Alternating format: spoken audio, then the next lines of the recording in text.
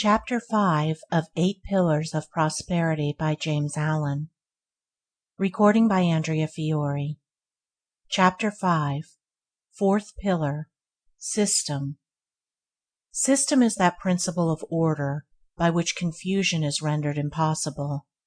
In the natural and universal order everything is in its place, so that the vast universe runs more perfectly than the most perfect machine. Disorder in space would mean the destruction of the universe, and disorder in a man's affairs destroys his work and his prosperity. All complex organizations are built up by system. No business or society can develop into large dimensions apart from system, and this system is preeminently the instrument of the merchant, the businessman, and the organizer of institutions. There are many departments in which a disorderly man may succeed.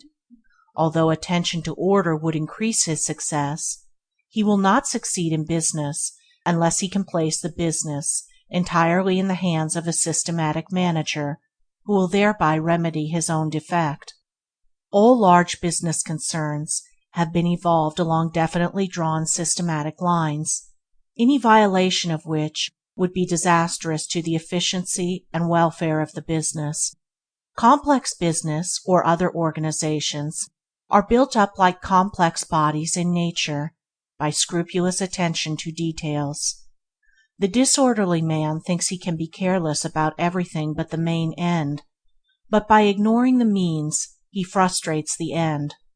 By the disarrangement of details, organisms perish, and by the careless neglect of details, the growth of any work or concern is prevented. Disorderly people waste an enormous amount of time and energy. The time frittered away in hunting for things is sufficient, were if it conserved by order, to enable them to achieve any success, for slovenly people never have a place for anything, and have to hunt, frequently for a long time, for any article that they require. In the irritation, bad humor, and chagrin which this daily hunting for things brings about, as much energy is dissipated as would be required to build up a big business, or scale the highest heights of achievement in any direction. Orderly people conserve both their time and energy. They never lose anything, and therefore never have to find anything. Everything is in its place, and the hand can be at once placed upon it, though it may be in the dark. They can well afford to be cool and deliberate, and so use their mental energies in something more profitable than irritation, bad temper, and accusing others for their own lack of order. There is a kind of genius in system which can perform apparent wonders with ease. A systematic man can get through so great a quantity of work in such a short time and with such freedom from such exhaustion as to appear almost miraculous. He scales the heights of success, while his slovenly competitor is wallowing hopelessly in the bogs of confusion. His strict observance to the law of order enables him to reach his ends, swiftly and smoothly, without friction or loss of time. The demands of system, in all departments of the business world, are as rigid and exacting as the holy vows of a saint, and cannot be violated in the smallest particular, but at the risk of one's financial prospects. In the financial world, the law of order is an iron necessity, and he who faultlessly observes it saves time, temper, and money. Every enduring achievement in human society rests upon a basis of system. So true is this, that were system withdrawn, progress would cease. Think, for instance, of the vast achievements of literature, the works of classic authors and of great geniuses, the great poems, the innumerable prose works, the monumental histories. Think also the social intercourse of human society, of its religions, its legal statutes, and its vast fund of book knowledge. Think of all these wonderful resources and achievements of language, and then reflect that they all depend for their origin, growth, and continuance on the systematic arrangements of 26 letters, an arrangement having inexhaustible and illimitable results by the fact of its rigid limitation within certain fixed rules. Again, All the wonderful achievements of mathematics have come from the systematic arrangement of 10 figures, while the most complex piece of machinery, with its thousands of parts, working together smoothly and almost noiselessly to the achievement of the end for which it was designed, was brought forth by the systematic observance of a few mechanical laws. Herein we see how system simplifies that which is complex, how it makes easy that which was difficult, how it relates an infinite variety of details of the one central law or order, and so enables them to be dealt with and accounted for with perfect regularity and with an entire absence of confusion. The scientist names and classifies the myriad details of the universe, from the microscopic rotifer to the telescopic star, by his observance of the principles of system, so that out of many millions of objects, reference can be made to any object in, at most, a few minutes. It is this faculty of speedy references and swift dispatch which is of such overwhelming importance in every department of knowledge and industry, and the amount of time and labor thus saved to humanity is so vast as to be incomprehensible. We speak of religious, political, and business systems, and so on, indicating all things in human society are welded together by the adhesive qualities of order.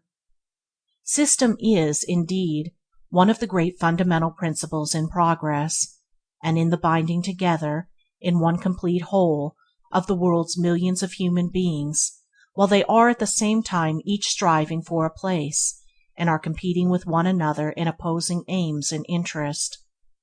We see here how system is allied with greatness, for the many separate units whose minds are untrained to the discipline of system are kept in their places by the organizing power of the comparatively few who perceive the urgent and inescapable necessity for the establishment of fixed and inviolable rules, whether in business, law, religion, science, or politics, in fact, in every sphere of human activity, for immediately when two human beings meet together, they need some common ground of understanding for the avoidance of confusion, in a word, some system to regulate their actions. Life is too short for confusion, and knowledge grows and progress proceeds along avenues of system which prevent retardation and retrogression, so that he who systematizes his knowledge or business simplifies and enhances it for his successor, enabling him to begin, with a free mind, where he left off. Every large business has its system, which renders its vast machinery workable, enabling it to run like a well-balanced and well-oiled machine. A remarkable businessman, a friend of mine, once told me that he could leave his huge business for 12 months and it would run on without a hitch till his return, and he does occasionally leave it for several months while traveling, and on his return every man, boy and girl, every tool, book and machine, every detail down to the smallest, is in its place doing its work as when he left, and no trouble, no difficulty, no confusion has arisen. There can be no marked success part of a love of regularity and discipline, and the avoidance of friction, along with the restfulness and the efficiency of mind which spring from such regularity. People who abhor discipline, whose minds are ungoverned and anarchic, and who are careless and irregular in their thinking, their habits, and the management of their affairs, cannot be highly successful and prosperous, and they fill their lives with numerous worries, troubles, difficulties, and petty annoyances, all of which would disappear under a proper regulation of their lives. An unsystematic mind is an untrained mind, and it can no more cope with well-disciplined minds in the race of life than an untrained athlete can successfully compete with a carefully trained competitor in athletic races. The ill-disciplined mind, who thinks anything will do, rapidly falls behind the well-disciplined minds, who are convinced that only the best will do, in the strenuous race for the prizes of life, whether they be material, mental, or moral prizes.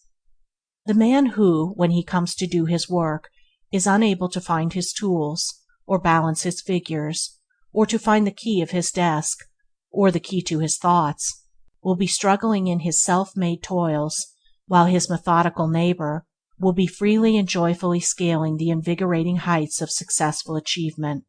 The business man whose method is slovenly, or cumbersome, or behind the most recent developments of skilled minds, should only blame himself as his prospects are decadent, and should wake up to the necessity for more highly specialized and effective methods in his concern. He should seize upon everything, every invention and idea that will enable him to economize time and labor, and aid him in thoroughness, deliberation, and dispatch. System is the law by which everything, every organism, business, character, nation, empire, is built. By adding cell to cell, department to department, thought to thought, law to law, and colony to colony, in orderly sequence and classification, all things, concerns, and institutions grow in magnitude, and evolve to completeness. The man who is continually improving his methods is gaining in building power. It therefore behooves the business man to be resourceful and inventive in the improvement of his methods, for the builders, whether of cathedrals or characters, business or religions, are the strong ones of the earth, the protectors and pioneers of humanity. The systematic builder is a creator and preserver, while the man of disorder demolishes and destroys, and no limit can be set to the growth of a man's powers, the completeness of his character, the influence of his organization, or the extent of his business, if he but preserve intact the discipline of order, and have every detail in its place, keep every department to its special task, and tabulate and classify with such efficiency and perfection as to enable him at any moment to bring under examination or into requisition to the remotest detail in connection with his special work. In system is contained these four ingredients: 1. Readiness. 2. Accuracy. 3. Utility. 4. Comprehensiveness. Readiness is aliveness. It is that spirit of alertness by which a situation is immediately grasped and dealt with. The observance of system fosters and develops this spirit. The successful general must have the power of readily meeting any new and unlooked-for move on the part of the enemy. So every business man must have the readiness to deal with any unexpected development affecting his line of trade. And so also must the man of thought be able to deal with the details of any new problems which may arise. Dilatoriness is a vice that is fatal to prosperity, for it leads to incompatibility and stupidity. The men of ready hands, ready hearts, and ready brains, who know what they are doing, do it methodically, skillfully, and with smooth yet consummate dispatch, are the men who need to think little of prosperity as an end, for it comes to them whether they seek it or not. Success runs after them and knocks at their door, and they unconsciously command it by the superb excellence of their faculties and methods. Accuracy is of supreme importance in all commercial concerns and enterprises, but there can be no accuracy apart from system, and a system which is more or less imperfect will involve its originator in mistakes more or less disastrous until he improves it. Inaccuracy is one of the commonest failings, because accuracy is closely allied to self-discipline, and self-discipline, along with that glad subjection to external discipline which it involves, is an indication of high moral culture to which the majority have not yet attained. If the inaccurate man will not willingly subject himself to the discipline of his employer or instructor, but thinks he knows better, his failing can never be remedied, and he will thereby bind himself down to an inferior position if in the business world, or to imperfect knowledge if in the world of thought. The prevalence of the vice of inaccuracy, and in view of its disastrous effect it must be regarded as a vice, though perhaps one of the lesser vices, is patent to every observer in the way in which the majority of people relate a circumstance or repeat a simple statement of fact. It is nearly always made untrue by more or less marked inaccuracies. Few people, perhaps, not reckoning those who deliberately lie, have trained themselves to be accurate in what they say, or are so careful as to admit and state their liability to error. And from this common form of inaccuracy many untruths and misunderstandings arise. More people take pains to be accurate in what they do than in what they say, but even here inaccuracy is very common, rendering many inefficient and incompetent, and unfitting them for any strenuous and well-sustained endeavor. The man who habitually uses up a portion of his own or his employer's time in trying to correct his errors, or for the correction of those mistakes another has to be employed, is not the man to maintain any position in the workaday world, much less to reach a place among the ranks of the prosperous.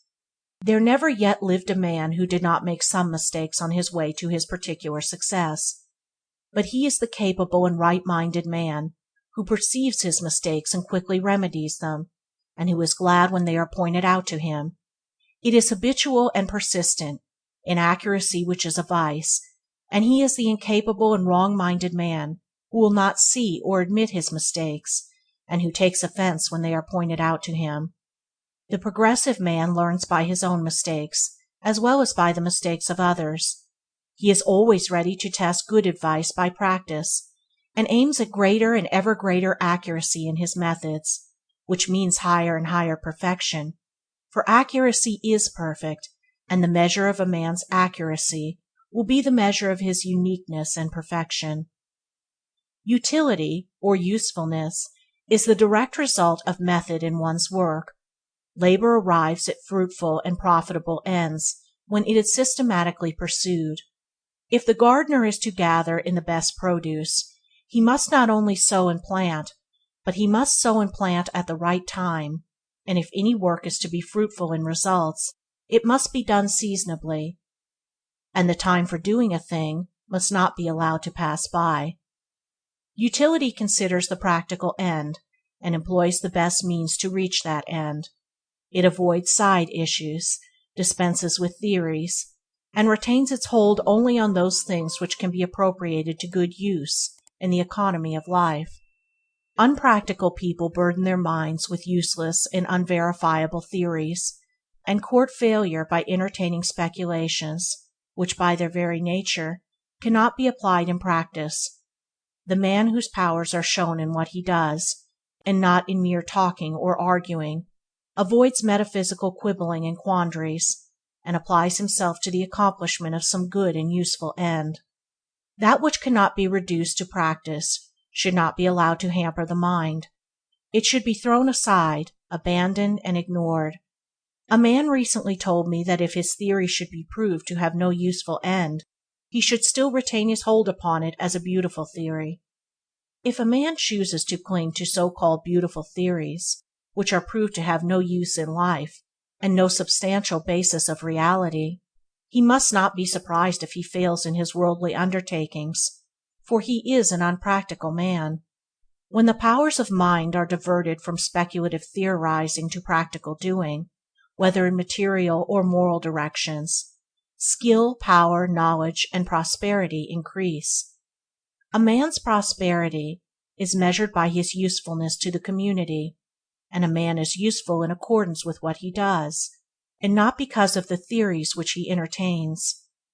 The carpenter fashions a chair, the builder erects a house, the mechanic produces a machine, and the wise man molds a perfect character. Not the schismatic, the theorists, and the controversialists, but the workers, the makers, and the doers are the salt of the earth. Let a man turn away from the mirage of intellectual speculation, and begin to do something, and to do it with all his might, and he will thereby gain a special knowledge, wield a special power, and reach his own unique position and prosperity among his fellows. Comprehensiveness is that quality of mind which enables a man to deal with a large number of related details, to grasp them in their entirety, along with the single principle which governs them and binds them together. It is a masterly quality, giving organizing and governing power, and is developed by systematic attention to details. The successful merchant holds in his mind as it were, all the details of his business, and regulates them by a system adapted to his particular form of trade. The inventor has in his mind all the details of his machine, along with their relation to a central mechanical principle, and so perfects his invention. The author of a great poem or story relates all his characters and incidents to a central plot, and so produces a composite and enduring literary work.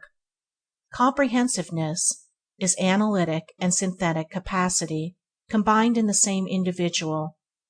A capacious and well-ordered mind holds within its silent depths an army of details in their proper arrangement and true working order is the mind that is near to genius, even if it has not already arrived. A man cannot be a genius, nor does he need to be, but he can be gradually evolving his mental capacity by careful attention to system in his thoughts and business, and as his intellect depends and broadens his powers, will be intensified and his prosperity accentuated. Such, then, are the four corner pillars in the Temple of Prosperity, and of themselves they are sufficient to permanently sustain it without the addition of the remaining four. The man who perfects himself in energy, economy, integrity, and system will achieve an enduring success in the work of his life, no matter what the nature of that work may be. It is impossible for one to fail who is full of energy, who carefully economizes his time and money, and virtuously husbands his vitality, who practices unswerving integrity, and who systematizes his work by first systematizing his mind. Such a man's efforts will be rightly directed, and that, too, with concentrated power, so that they will be effective and fruitful. In addition, he will reach a manliness and an independent dignity which will unconsciously command respect and success, and will strengthen weaker ones by its very presence in their midst. Seest thou a man diligent in business? He shall stand before kings. He shall not stand before mean men, says Scripture of such a one. He will not beg or whimper or complain or cynically blame others, but will be too strong and pure and upright a man to sink himself so low. And so, standing high in the nobility and integrity of his character, he will fill a high place in the world in the estimation of men. His success will be certain, and his prosperity will endure. He will stand and not fall in the battle of life. End of chapter 5. Recording by Andrea Fiore.